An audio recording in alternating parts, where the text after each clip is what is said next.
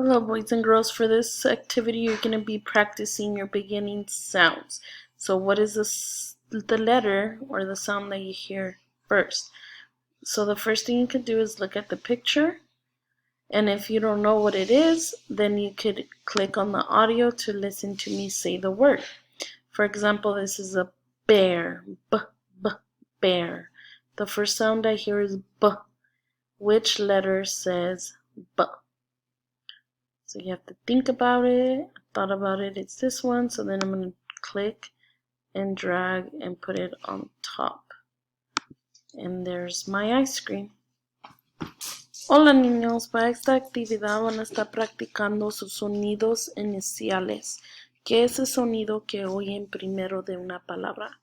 So pueden usar el retrato que está aquí o pueden hacer clic en el audio para oírme decir la palabra. Este es un bear, bear. El primer sonido que oigo es b. So tengo que escoger a cuál. So el primer sonido que oigo es b. So tengo que escoger a cuál de estas letras dice ese sonido. Luego lo selecciono y lo pongo arriba como la nieve.